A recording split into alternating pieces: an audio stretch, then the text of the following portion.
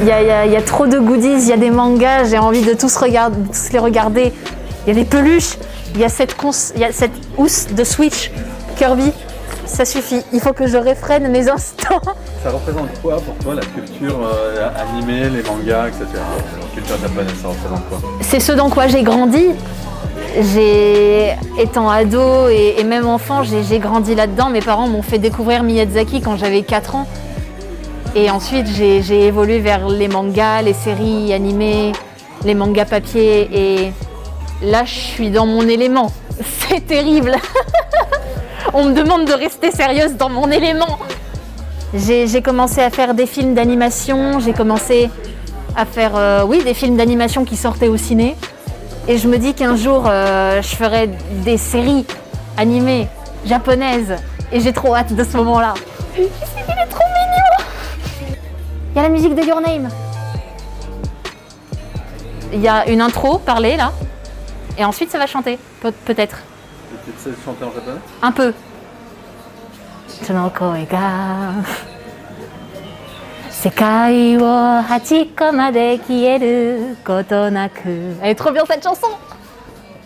Non, là où ça devient stressant, c'est quand on a vraiment des délais très courts et qu'on doit faire les choses le plus vite possible et que du coup, des trucs qu'on aurait aimé peaufiner, on n'a pas le temps de les peaufiner. Et c'est dommage parce que nous, on a envie de donner le meilleur de nous-mêmes et on a envie de créer une VF qui soit agréable à entendre pour tout le monde.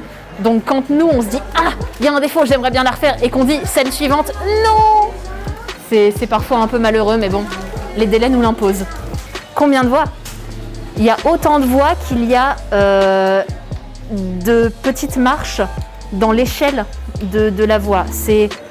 Faut se figurer un grand spectre, comme un arc-en-ciel, et chaque couleur, chaque petite nuance de couleur est une voix. Tu peux faire une voix aiguë avec de la sature ou grave avec de la sature. Tu peux faire tellement de combinaisons différentes que c'est galère. Je dirais que je peux faire 100 voix si je m'en donne les moyens. J'ai tendance à préférer faire des voix plus adultes et adolescentes parce que les personnages d'adultes et d'adolescents sont souvent plus variés.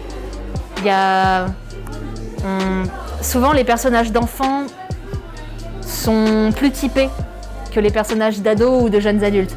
Mais le jour où un rôle d'enfant me fera sortir de cette idée-là, alors je serai la plus heureuse du monde.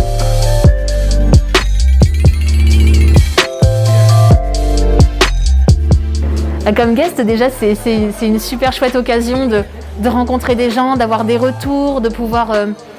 Puis surtout, on n'a pas toujours l'impression d'instruire ou d'être là en qualité d'informateur, mais le fait est que on apprend pas mal de choses aux gens et les points de vue s'ouvrent, notamment sur le fait qu'il y a souvent beaucoup de critiques, pas toujours fondées, de la VF, la VF elle est inécoutable, ça fait saigner mes oreilles, c'est de la merde, tout ça. Et c'est bien de pouvoir apporter un point de vue professionnel et nuancé là-dessus, sur pourquoi est-ce que la VF reste utile, à qui elle est utile, pourquoi elle est utile. Elle est utile pour rendre les œuvres accessibles au plus grand public possible. Si vous n'aimez pas la VF, vous pouvez toujours passer à n'importe quelle langue, parce qu'en ce moment c'est possible. C'est possible sur des chaînes de télé, c'est possible sur toutes les plateformes sur lesquelles vous regardez vos films et séries. Et c'est toujours une possibilité que vous avez, donc on n'a pas à se plaindre de la VF quand on a toutes ces possibilités-là. Et le fait est que la VF, ça rend accessible le film à qui? Ça rend le film accessible aux personnes plus âgées, qui n'appréhendent pas forcément bien, ou qui appréhendent au contraire un peu une langue qui est très différente de la leur, comme le japonais. Aux personnes plus jeunes, qui ne sont pas forcément en mesure de lire des sous-titres, ou de les lire rapidement. Aux personnes malvoyantes, qui ne sont pas non plus forcément en mesure de lire des sous-titres, ou du moins qui doivent se concentrer uniquement sur les sous-titres, et ensuite c'est pas possible pour eux de voir l'image. C'est juste un moyen de rendre accessible au plus de monde possible une œuvre, un film, une série, n'importe quoi. Et moi je trouve que tout est bénéf là-dedans. Pokémon. Oh là là, c'est trop mignon. Tu fais des voix Pokémon? J'ai fait une voix. Il y a une web-série Pokémon qui est sortie, qui s'appelle Pokémon Génération. C'est sur YouTube. Et j'ai fait la voix de Iris, la maîtresse de la ligue et comme on dit, championne de type dragon dans cette mini-série. Alors elle a un épisode, mais c'était une éclate pas possible à faire. On m'a dit que c'était... on m'a dit avant que j'y aille, ouais, j'ai un tout petit rôle, un truc comme ça, tu viendrais me le faire?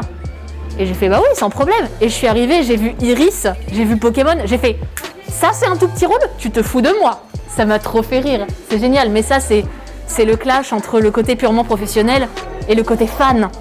Quand t'es fan d'une œuvre, il n'y a pas de tout petit rôle. Parce que tu connais les personnages, parce que tu as le contexte, parce que tu connais l'importance des personnages dans l'histoire. Et ça, je trouve ça génial.